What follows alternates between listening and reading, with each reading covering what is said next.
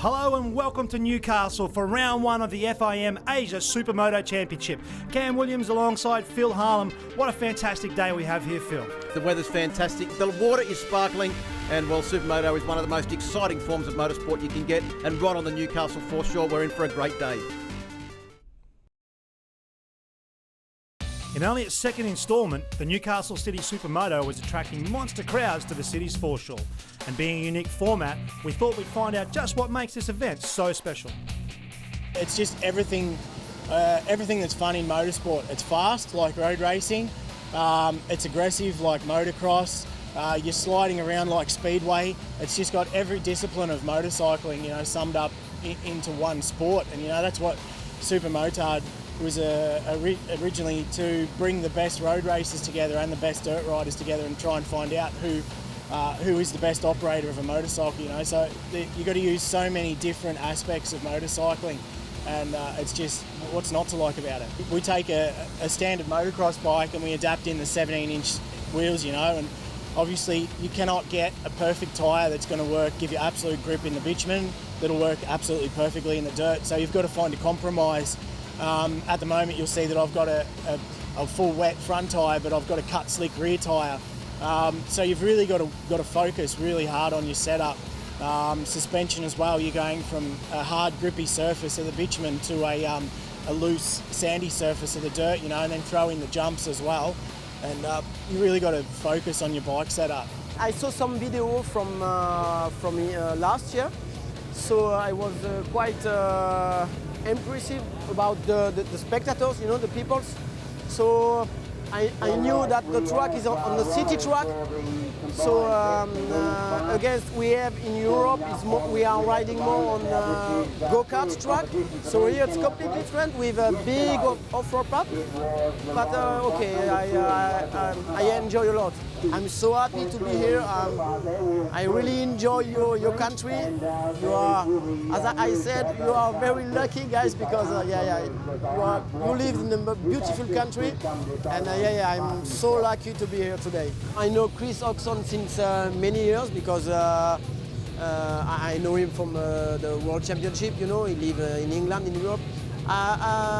I didn't know about the Asian rider because I meet them for the first time myself.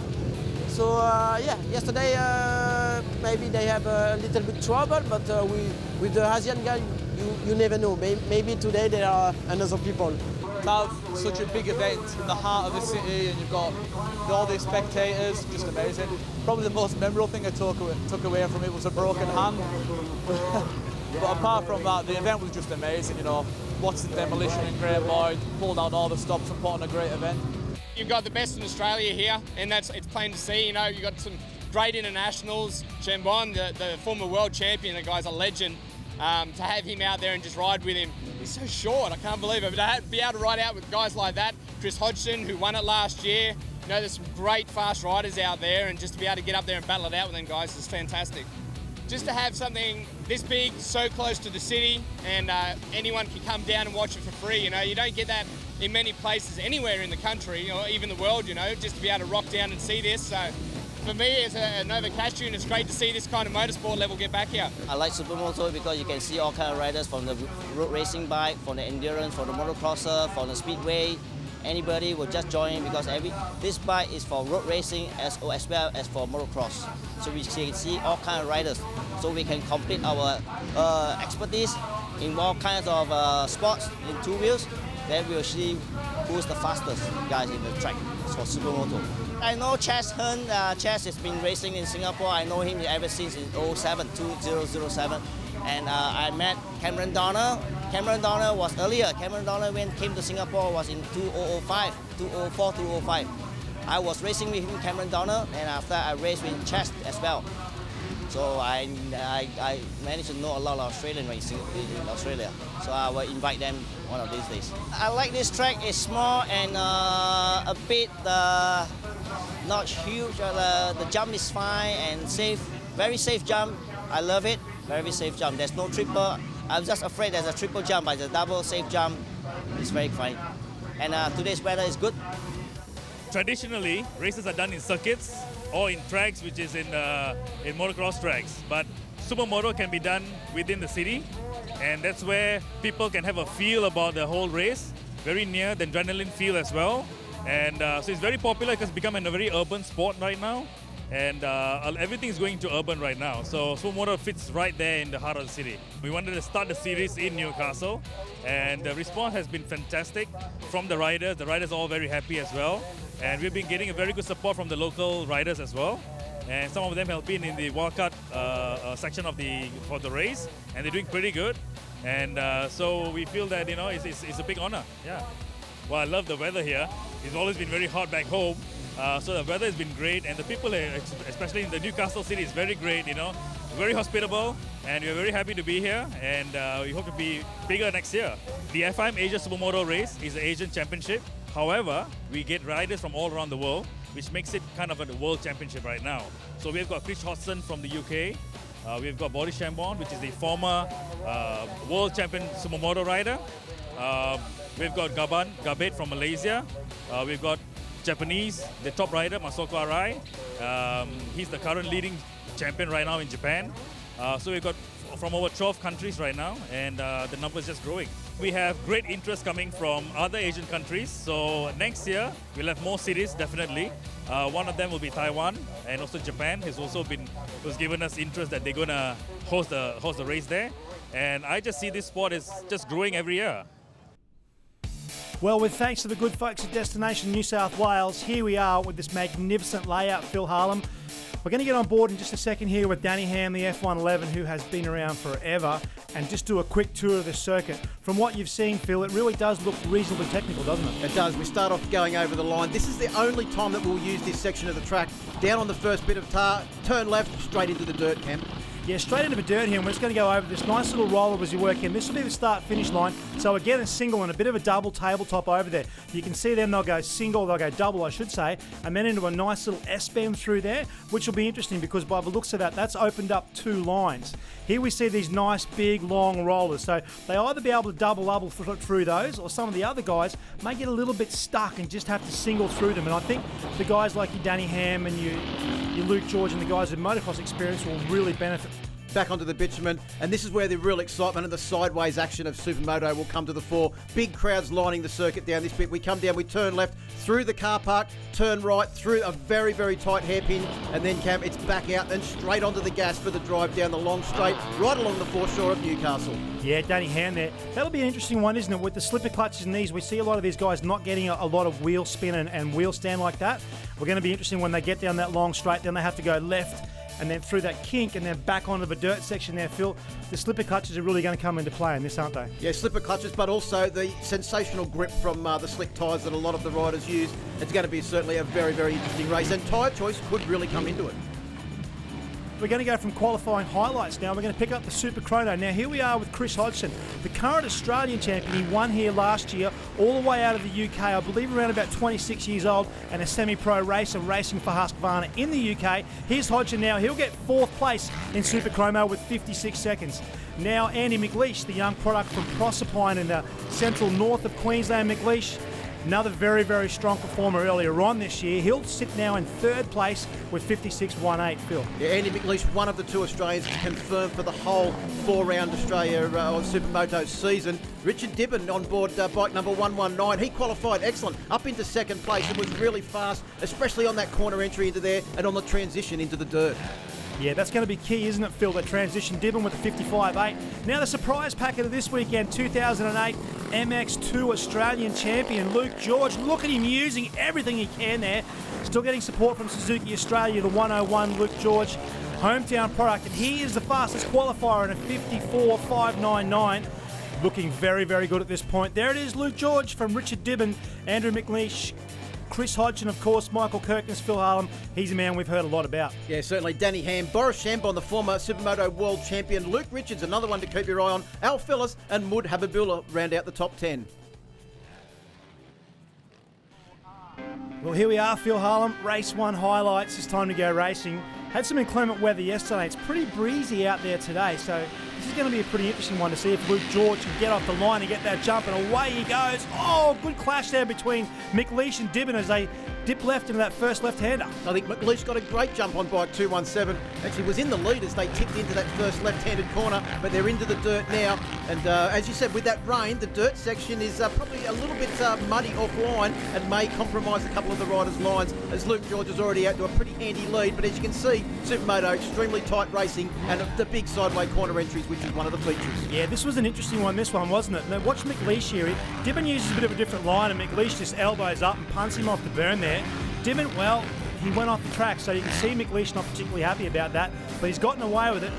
Meanwhile, down in the back of the field, we see Chris Hodgson here, and he's had an incident a little bit earlier on that's forced him to charge through. Yeah, he's trying to get his way through Shinji Tomita, the Japanese rider on bike number 38 at the moment. He's managed to get past on the tar section, so he'll have the advantage of being in front onto the dirt. But this is a massive charge back through the field from the victor of last year's Newcastle Supermoto. Yeah, now look, there's another one as well. McLeish, we can pick him up on the far right of that corner. He's had an incident, so he's dropped out of the first three, and he's gone back. Now this is Luke George getting very close to the tail end of this one and just putting a lap on some traffic here.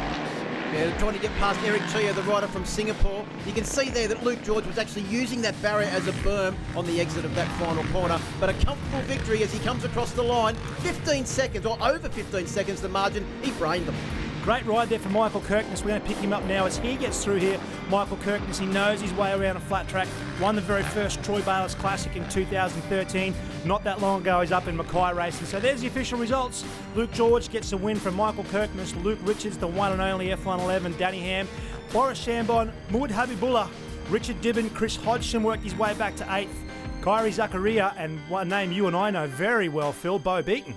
Yeah, rounding out the top 10. Great ride from Bo Beaton. Of course, he has done a lot of flat tracking. He's done a lot of motocross, but this weekend he's having a real good go on the Supermoto as we see some slow motion action and excellent vision as to why Supermoto is just so exciting. This dirt section really does suit the riders that have done a lot of Supercross and motocross. Yeah, look, Barry Reed's done a spectacular job on this. Look at that environment. Look where we're racing.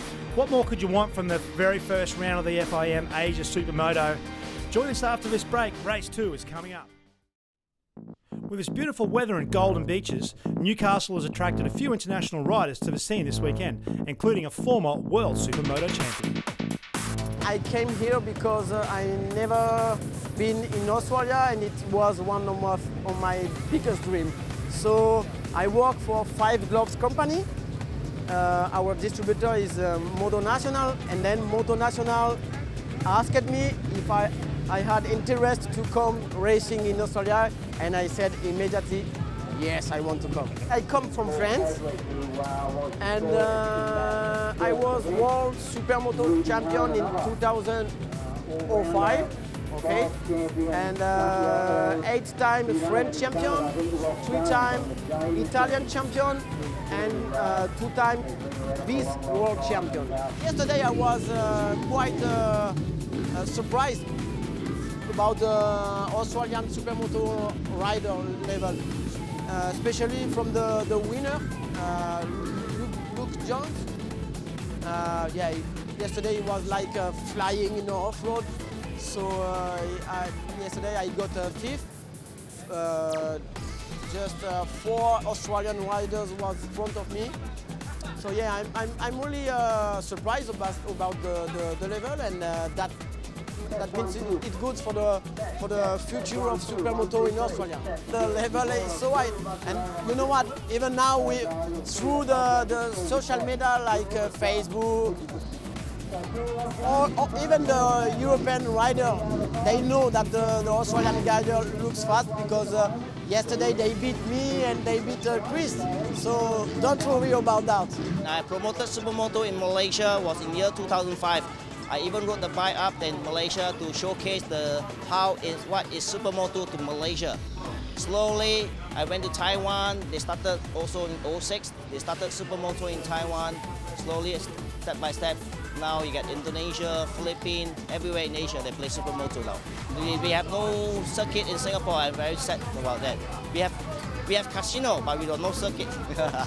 I do all kind of two wheels. As long as two wheels, I race. Underbone, road bike, endurance, motocross. But I have stopped motocross more than 2 decades already.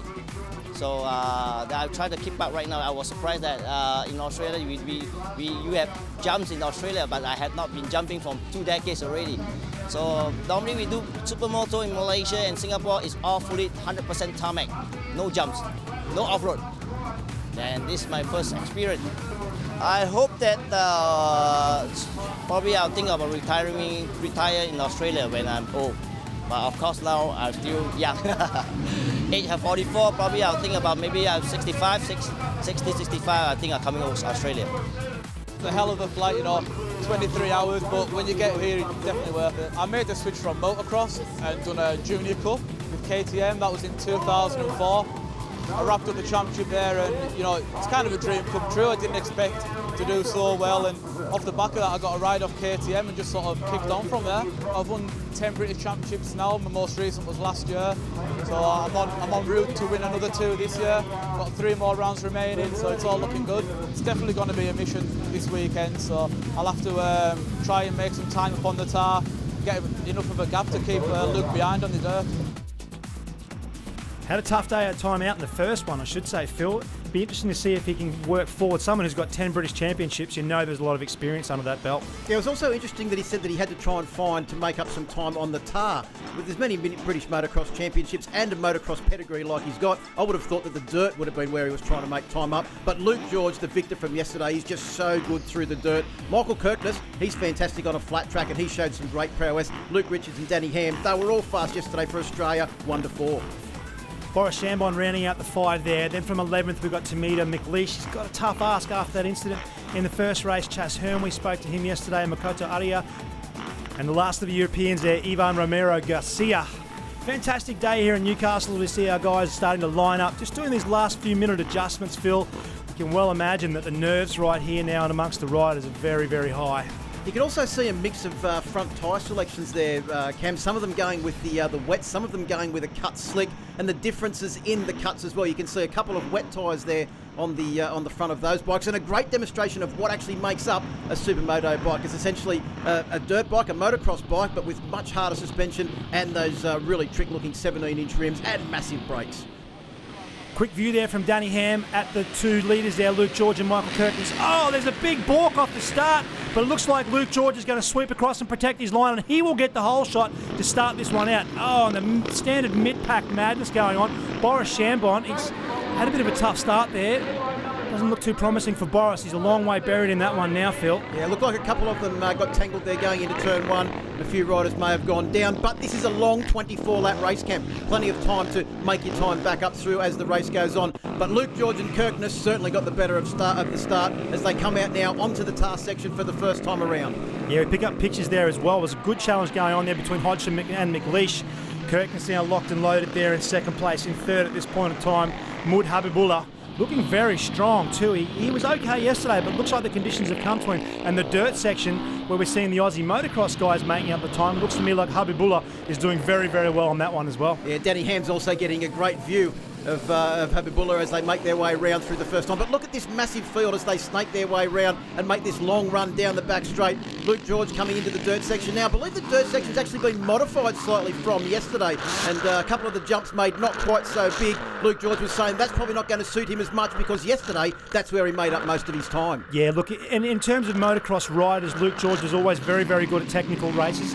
He was a very strong supercross rider, and when tracks got rutted and gnarly and rough, Luke George would come to the fore. So the smoother it is for George, not so better for the rest of the field. I mean, see that jump, it definitely wasn't a pretty start, but it looks like everyone's got away, and Luke George, well, he's used those motocross skills to get in that first turn first and then just get out there. We get on board with Eric Chia, Phil, and you can see this mid-pack madness ensues, doesn't it? Yeah, it's not a place you really want to get caught, and there's a couple of them got caught on the inside and on the outside. Luckily, they'll be able to pick the bikes up and get going as we go through that dirt section for the first time. But look at the style of Luke George. Habibullah coming up there on the inside, or on the outside on bike number 27. Danny Ham getting a great start, as you said, trying to deal with the outside section as they come into that dirt for the first time. Yeah, it was interesting to note some of the suspension, the rebound that these guys, it looked like it was a little bit too fast and they're getting booted off the corner. Oh, McLeish having all sorts of fun and games getting out of the corner. So I was about to say, it looked like the rebound was a bit quick and that bike just came back at him a little bit too fast. As we now go on board with McLeish, as we go through the flip-flop, you can see how physical this is. These guys are going to really need to be fit. They're moving around the bike a lot. McLeish not bothering to go through those, around those speed bumps, opting to go straight over the top. There's a battle for fourth at this point in time, and it is raging right now. Yeah, Zachariah managing to hold them out at the moment on bike number 32. How sideways did he get it? It's very hard to try and overtake someone up the inside or around the outside when the bike is that sideways into a corner. They're back on board now with Andy McLeish into the dirt section. He's going to try the high, wide and handsome line. Can he get around through the section? He's done. That's a great move from Andy McLeish, one of the two Australians that will be doing the full FIM Asia Supermoto Championship in 2016. Yeah, really benefited from running the wide line around that berm and cut the line off from Zachariah as they went in. Now Hodgson, he's in this battle as well, and you can see him on the back shot there on board with Danny Ham, and Danny Ham is climbing all over the back of him on that Jay Foreman prepared Suzuki at the moment, doing a very good job there. Hammy and Hodgson is going to do a very good job to keep Danny Ham at bay. Yeah, I think he also had Chaz Hearn getting close into that battle as well. As we go back on board with Danny Ham, you can see how far they get the bikes led over. Danny Ham's actually one of the riders that's actually got the full front on. Hodgson looks like he's got a slick on the front, and look at the confidence he's got, Cam, as he tips it into the corner. He can probably use a little bit more lean angle than the riders that are using the wet front tyre. Yeah, that's interesting, isn't it? The choice of tyre. Then we go into the dirt section where it's going very hard pack and slick. So at some point in time, Hodgson's found that balance point, that tipping point that he wants where he's going to get the benefit from the slick versus the cut. And, he's just copped himself a big hefty dose of commentator's curse there, Hodgson. And it looks like he's stalled it, has he? Or he's just parked up in the berm there and he can't get that thing going. So electric start those Husqvarnas, and he's got his hands full with it. We'll keep our eye on that one as we pick up now Michael Kirkness. Yeah, you can see him thumbing the starter there and no action as we go back to this battle. Habibullah trying to get his way forward at the moment, trying to catch up onto the back of Kirkness on bike number 387. As we mentioned, Michael Kirkness, a very, very good flat track rider. And he is really using those flat track skills to get into the corners quickly as we go on board with Hodgson. I don't know what happened there, but he just seemed to have the bike just cut out, and all of a sudden he got swamped. It looks to me like it's just lost power, and he's not going to stall over a jump like that. So whether it's a technical issue or not, some good pictures in the background there though. A little bit of banging or rubbing his racing, I should say, but from this point in time, you can see here Hodgson's struggling to get that machine going, and you can see him working his way through the gearbox. Finally gets it going, and I have to say he's about third or fourth last, so he's had a tough weekend so far. Chris Hodgson doesn't look like things are improving for him at this point. He was also very lucky he didn't get cleaned up by Sasaki, the Japanese rider on bike 101 there. Looked like he just managed to get his handlebar out of the way before it got Chris Hodgson in the back as we go back to the dirt section. Oh no, that's Kirkness. Kirkness is down. Habibullah's taken up the running in second place. How quickly can Kirkness get this bike back up and get back into the running? He's done well there, Kirkness. He's managed to grab the clutch. Looks like he might have just run a little bit high on that berm, found the soft spot and tucked the front. So it's going to be a tough one now for Kirkness. We're going to pick it up on the replay here. I think we're on board with McLeish at this point in time. You can see the dust there. He rails the outside, and there's Kirkness just picked the bike up. So McLeish will be thankful for that gift, because he has a bit of an instant just coming into the rollers, and there it is. It's just got into the soft spot at the very top, and as I said, the front wheel has gone away from him with a bit of a lack of grip in it. It may look dusty and there's a lot of dirt there, Phil, but it's actually quite skatey and very slippery at speed. Yeah, and if you hit one of those softer points after coming in from a hard point, it's going to be very hard to try and maintain the bike, especially when you're running a lot of corner speed like these guys do. As we go back on board now, I'll go back to the tar section as they come through.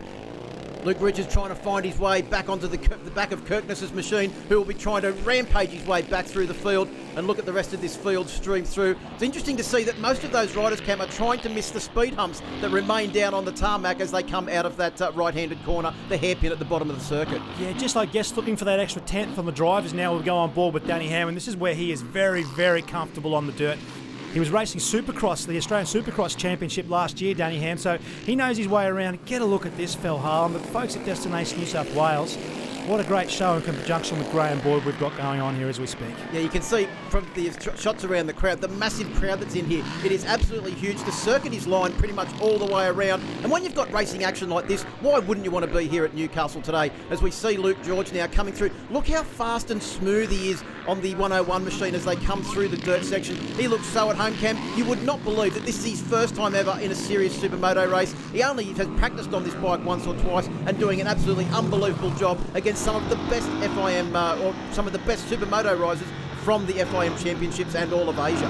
Get on board now with the number 2, Eric Cheer. Yeah, look, Luke George is still a very good rider. He has the 101 Training Academy here in Newcastle, where he still trains young guys on a weekly basis. So he spends a lot of time on his bike as he just blows by Eric Cheer on the outside there. So Luke George still spending time on the bike and obviously still has that relationship with Suzuki and of course Jay Foreman, who's helped him set up this RG3 suspension mounted machine. So no surprise to motocross people, I guess, in terms of Luke George's speed. With regards to the bitumen, wow, it's a bit of a surprise to everybody, I think, isn't it? Yeah, it is, and he's so smooth on the bitumen as well. But in front of his home crowd here at Newcastle, well, you probably pretty much expected this was what he was going to pull out. One of the big surprises, though, in this race is the performance of Habibullah, the rider on bike number 27. He is doing a great job as Eric Cheer. Well, I think the fact that Luke George went past him so fast may have put him off a fraction, and he was stranded in the dirt there for a moment. Yeah, so as we go towards the midway point of this race, Luke George and Habibullah, Andy McLeish in third, Michael Kirkness has hung on to fourth, and the one and only Danny Ham at this point in time holding out on fifth place. There is Luke George. Look at him. The aggression he's showing at the moment is very, very good. I'd say his fitness won't be an issue because he's got some very, very deep sand tracks out where he rides a lot. So in terms of fitness, he won't struggle with this. The arm pump's not going to be too dramatic for him either. No, bike fitness is a big thing, and when you're doing it all day, every day, exactly like Luke is, that's going to hold him in very good stead as they get towards the end of this race. If we go back and have a look at the rider on bike number 217, Andy McLeish. Round through into the dirt section now, carrying a bit of corner speed. You can see he gets over the jumps there, looks pretty comfortable as he makes his way through the dirt section now, coming up onto the back of the rider on bike number 77. That's Hazroy Osman. I think that's our rider from Singapore. He's about to get lapped by the Australian. Actually, he's been lapped by the Australian, doing a great job, Andy McLeish. Yeah, he's looking very, very strong at the moment when you consider the fact that he's doing this whole series out of Proserpine in the central north of Australia. It's a big effort from Andy McLeish, and if he maintains his current position, he's going to set himself up in a very, very strong position for the championship overall. Yeah, just going up another further position there, doing a great job making his way through the field. And we saw good speed from him in qualifying. We saw good speed from him in yesterday's race, but he looks to be going a whole lot better and a whole lot smoother. All of the riders, actually, I've noticed, Cam, are all lapping a whole lot faster today. Not as much wind. They're also more used to the circuit. And speaking to Luke George, the way they've modified that dirt section means that the riders are a lot quicker through there and shaving off 1.5 to 2 seconds, a lot of the riders, on today's times from yesterday. That's one of the vital things, isn't it? When we come to these temporary tracks, it takes guys a little bit longer to get to the track. When I say get to the track, I mean get used to it, get their times, get their rhythm going, especially over something like this double section or rollers or whatever you want to do. For someone who hasn't done a lot of motocross, that will be a particularly technical section. Someone like Andy McLeish, who looks to me like he's got some good dirt bike and motocross skills, won't be an issue here. And big shout out as well to McLeish. He some issues for Michael Kirkness with his bike, and McLeish has actually lent him a spare bike, one of his spare bikes, to race today. So that in itself is spectacular sportsmanship from Andy McLeish. Well, hopefully Andy McLeish didn't see that he actually dropped it earlier on in this race, but they're having a pretty good go, these guys, as the rider on 301 actually has a look behind, sees some fast riders coming, pulls over and gets out of the way. That's great riding there as McLeish makes his way through without any impedance at all, back through and into the dirt section now. We go on board with Andy McLeish. The good thing about this dirt section is too, Cam, that they've got this hard packed section, which is probably a little bit more like a motocross, supercross track. Then we transition into this area here, which is a bit more like a grass track with a bit of grass going, and the ground just looks a little bit softer. Certainly does, Phil Harlan. Well, this race is just about at the midway point. We'll be right back to put a full stop on this one right after this break. With the local contingent of riders proving to be very strong this weekend, we caught up with a couple to hear what led them to this point in their careers. I initially started with dirt track and supermotard many years ago, but then I made the change across to road racing, and pretty much since 2007 you'll only find me on the bitumen. But yeah, 2016 I saw this championship arise, and obviously round one being in Australia, and I thought, why not go for it? I was twice runner-up in the Australian Superbike Championship in the privateer class. Yeah, I've raced predominantly for Suzuki for my whole career. And yeah, last year I only did the one round at Phillip Island, and I did the double in the Australian Supersport Championship. Suzuki came on luckily only 3 weeks ago, so we've had the bike for 3 weeks now, and it's been a monster effort from the whole team and my sponsors to get me here for the first round. But yeah, look, ideally I'd never raced against a lot of these riders, so this weekend was really going to be a feeler. It's my first super motard race since 2009 as well, so look, I have been training pretty hard, and I've been riding a fair bit. In race 1 I had a bit of a pile up at turn 1 as well and went down, so I had to work my way through the field. I was basically last at the start, and I think I worked my way back up to 13th, but yeah, we'll be pushing hard in today's race. You have your good days, you have your bad days. That's all what racing's about, you know, and hopefully yesterday was the bad day, and we can move forward today. I'm an ex-has-been. Motocross, Supercross is what I did my whole career on. I rode for many teams, including Suzuki, for most of my time. About 10 years back, we did do some supermoto races when the championship was really blooming, and then last year I had the race here in Newcastle also and won the Vents class of the Australian Championship. Since then, I've done nothing, so it's good just to come here and have a ride. It's a lot of fun. I'm a local to Newcastle, so when I come back and see this kind of thing, it's really great for the sport, and I know there's a lot of people out there that love seeing us out on the track, so why not come out and have a good time? Anytime we can get out and race, it's always a good thing. Thankfully, the guys at DPC Racing have sorted me a bike out. We've got Jay Foreman, who used to run Team Suzuki for nearly 20 years. He's here that's looked after the bikes and got them ready, and these guys at DPC, they're enthusiasts, you know, they love the sport, they love riding bikes, and it is a great outfit. Myself and Luke George, the other Nova Casherin, who's doing exceptionally well, out there kicking everyone's butt, and it's very unexpected, I think, from a lot of people. For us just to get out there and just display that has been, as I said, a real joy. You got the intensity with the guys that are out the front trying to keep up with them. It really works you hard, and I came in off it yesterday absolutely buggered, so you know, hopefully today's a different story. I might feel a bit more comfortable, a bit better on the bike, and we'll see how it turns out. He's been here through a generational shift, Danny Ham. He went from the 2-stroke era into the 4-stroke era, and here he is racing super motard or supermoto, and it's interesting, Phil, to see someone jump across categories like this and do reasonably well. Yeah, and great to see him still going very, very fast, even though he is in his 30s, and competing against guys, well, sometimes that are probably not more than half of his age. As we go back to now, Luke George, our leader. Look at him using those barriers as a berm. He's all styling it up as they come out onto the straight. And so I don't think any of the other riders are using those barriers like a berm like Luke George is at the moment. And if Happy Buller could get a little bit closer, he might actually be able to pick up a couple of tips from the very fast local man, Luke George, on the 101 Beef Jerky Co machine. And great to see that he's got his personal sponsor out here with him this weekend. Good on Luke George. He's doing a very, very good job here as we go on board with Andy McLeish. And look, he could probably pick up a tip or two as well off Luke George.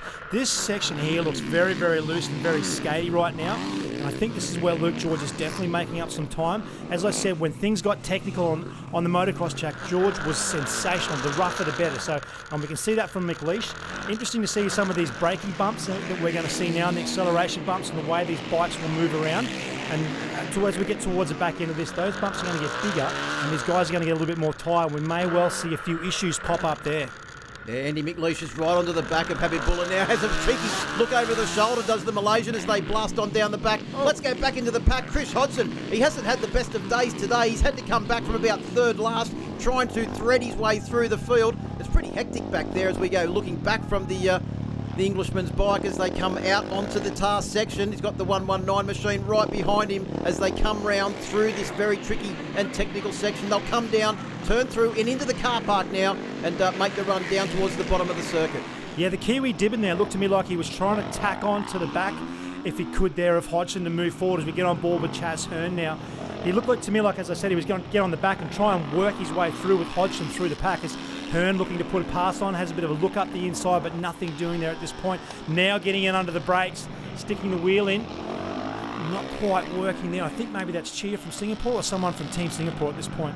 Chaz HERN's been doing some interesting training in preparation for this event, Cam. He's actually been taking this bike to go-kart tracks, blasting around on there, and then on weekends, turning up to the motocross track with the 17-inch rims, getting some strange looks from the motocross riders, and proving that you don't need knobbies to go fast on a motocross track as we go back to this sensational slow motion footage of the riders coming into the dirt section. There's Hodgson, the UK rider, the defending champion from last year, hasn't had the best of weekends. There's Eric Chia on board bike number 2 coming off the dirt section, and you can also see that mix of the different front tyres there, a lot of them using road racing wets and a lot of them also using cut slicks. So just talk us through that, Phil. Obviously, your knowledge in the road racing. What would be the option there? Why would they particularly go with one for another? Is it a personal feel thing, or do you think there's going to be better performance? Yeah, also, it's probably a lot to do with where they feel most confident. The riders that are most confident on the tar will opt for that little bit extra corner entry speed and some mid-corner grip. They can lean the bike over, maybe put a pass on the brakes, whereas the dirt bike guys, they're probably looking for that extra grip in the dirt section that wet front tyre will give them with a few more grooves. And, well, Luke George seems to be making it work for him at the moment. Yeah, this transition looks quite scary as well. We can pick it up there as they're dragging the dirt onto the bitumen. So then you've got another skatey surface with some dirt and obviously the grip of the tar. So even on the racing line, they're still going to be dragging dirt onto that. So that's going to be another section where potentially they're chasing out a little bit more grip there. Now, as we see, Habibullah has got his hands full at this point in time with McLeish. Yeah, McLeish is all over the back of him. He's done a great job because Habibullah was sitting in a pretty safe second place for a fair while there, but McLeish has caught right up onto the back of him. And look at the gap behind them too. They've got a massive gap to go with 8 laps to go in this race. These the riders that are fighting for second and third position have got a very comfortable lead over the fourth place rider. Back into the dirt section now. You can see them coming up. Is that Eric Chia on bike number 2? He's about to get lapped again, and geez, he's had a pretty rough day, hasn't he, Eric Chia? They always seem to catch him in the dirt and give him a goggle full of dust at the same time as we go back on board with McLeish through this dirt section. Oh, it's hold your breath sort of stuff through there, Cam. It is a little bit. And Eric Chia, unfortunately for McLeish, he's just put himself in the wrong spot there, and that's cost McLeish to me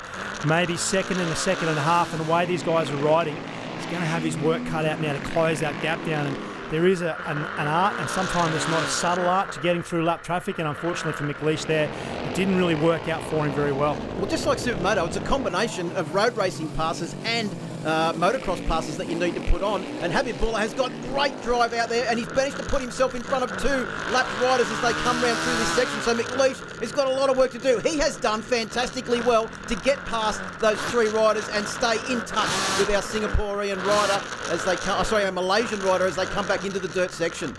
Yeah, it was a bit of a Team Malaysia arrangement there. Oh, Habibullah all sorts of angry on the throttle, and you can see that bike moving around under him. That's what happens when you give it too much throttle through there and you don't modulate your throttle properly. The bike's going to go left, it's going to go right, and within a lap, we've seen McLeish pull that time back, and this battle is now going to rage for another 7 laps by the looks of this one. Yeah, you can see it also. It took him a couple of corners to get the first mistake back under control. Another mistake in the second corner, and McLeish is all over the back of him now. But more lap traffic coming up, Cam, as they come down towards the bottom end of the circuit now, and through this hairpin. Then it's the drive up along the Newcastle foreshore. And Luke George, you can see him ahead there. He's got a fair few lap riders in between him and this really good battle for second and third position.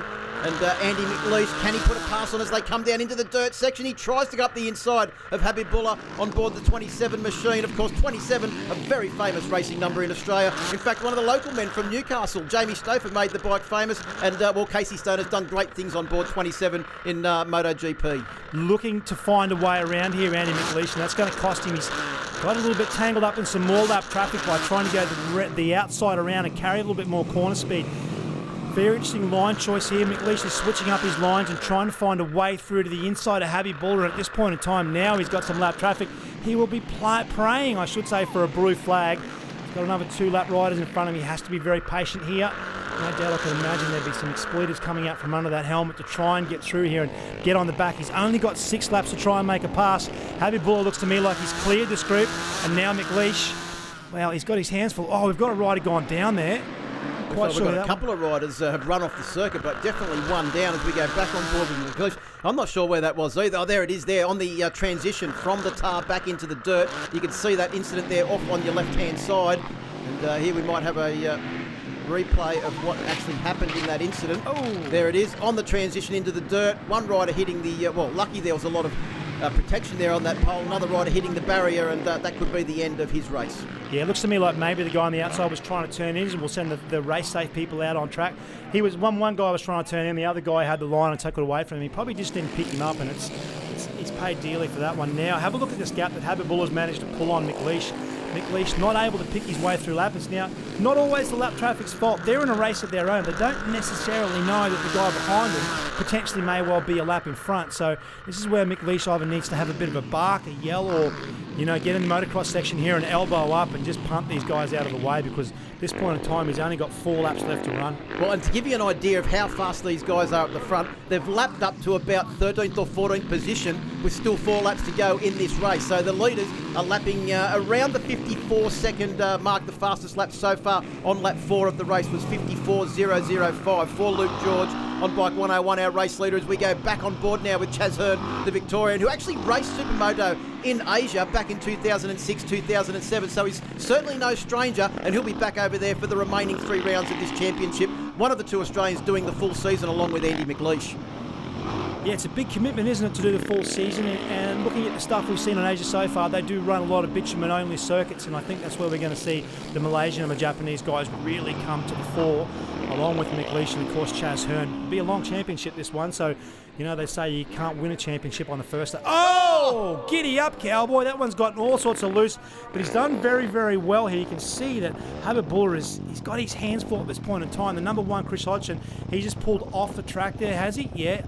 He's pulled off the track there and he's let Luke George and those guys go by. So I think he may even have bike troubles again, Cam, because that looks terminal for the victor from last year. Yeah, really tough weekend out. Get a look at this replay for Habibullah. He's done well there, hasn't he?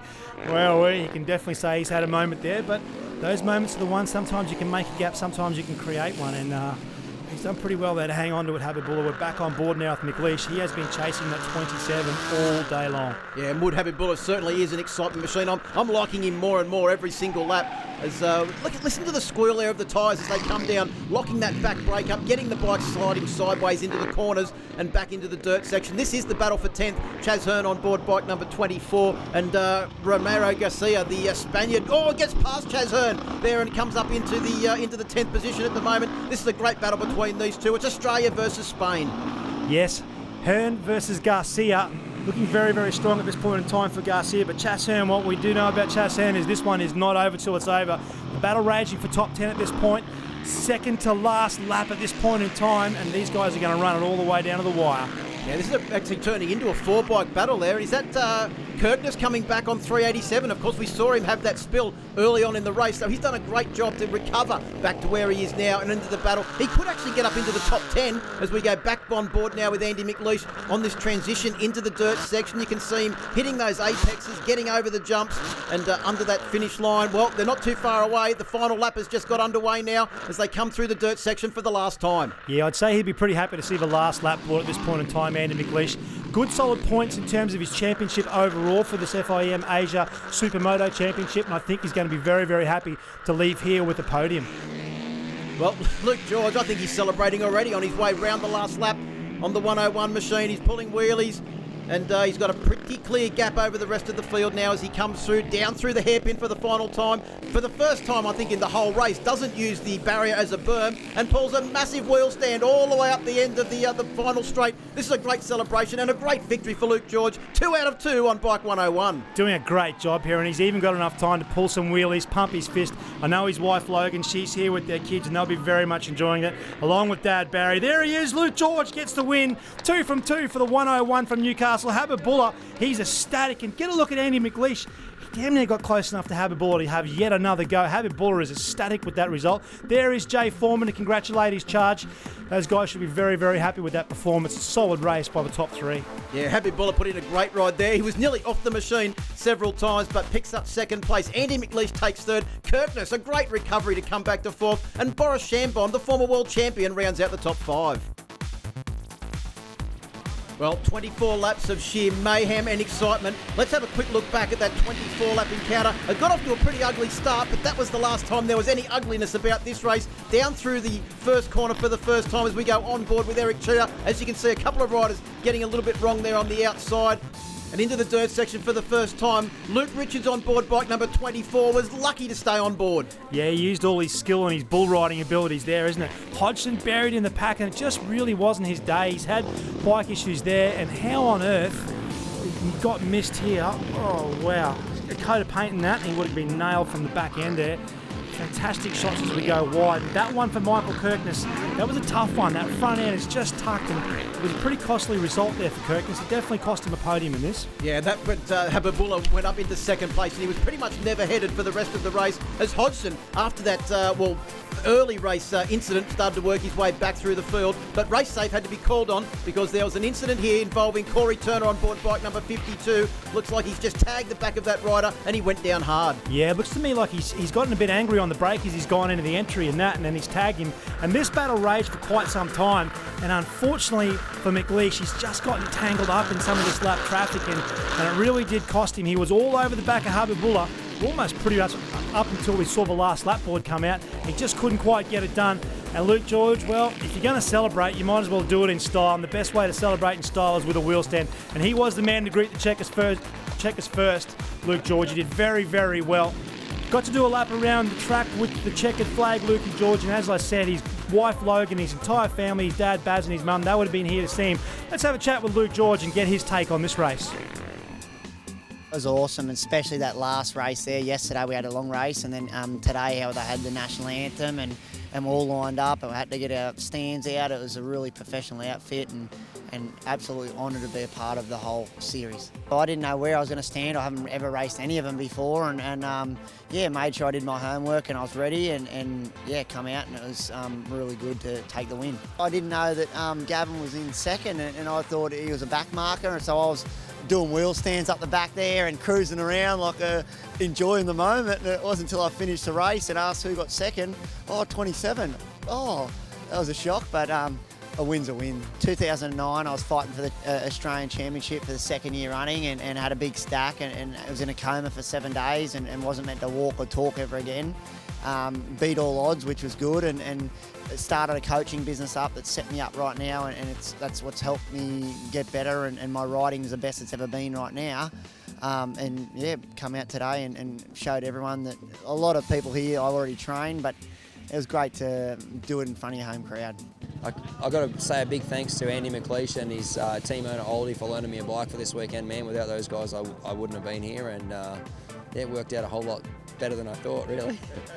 I got a good start and just got behind Georgie there and followed him for a few laps and then made a bad mistake over here in the dirt and spun out all by myself, nobody's fault but my own, and just got up and knew I had to keep my head down because I had a good run yesterday. I knew I sort of was in the shot for an overall, which is what was my goal obviously after that, and just sort of kept plugging away and didn't make any more drastic mistakes like that one, thankfully. Firstly, I want to say thank you Allah and Syukur Alhamdulillah. Today race I'm very happy and very nice the track. I thank you my sponsor KTM Malaysia, Euro Tech Wheel, and organizer Supermoto FIM Asia and Newcastle Supermoto. Very good race today, race 2. I'm very happy. I hope next time I coming again, I very better for today. I consistent my lap, I consistent myself, everything. My bike very good and tired, just a little, not grip, and I try the best. Yeah, thank you. He is a very happy man. Now, the FIM Asia Supermoto International class, Luke George got the win in that one from Kirkness, Habibullah, Danny Ham, Boris Chambon, McLeish, Zakaria, Amarul, Luke Richards and Chaz Hearn rounding up the top 10. And in the Asian class, it was Mud Habibullah that took the win from Zakaria, Al Amarul, Shinji Tomita, the Japanese, the first of the Japanese. Then it was Sasaki, Osman, our rider from Singapore, all the way down to Lin Chi Pei, a first of our Taiwanese riders. What better way to spend a weekend here than in Newcastle, Phil? It's been some spectacular racing, hasn't it? Certainly is, and a massive thanks to Destination New South Wales for coming up with the excitement and the funding to put this event on. Also Graham Boyd Motorcycles for their support of the event, and also Watson Demolition. They've all done a great job, and I can't wait for next year. Next year we'll be on the 2nd and 3rd of September here on the beautiful Newcastle foreshore. On behalf of Phil Harlem, I'm Cam Williams saying thank you for joining us, and we look forward to seeing you next time.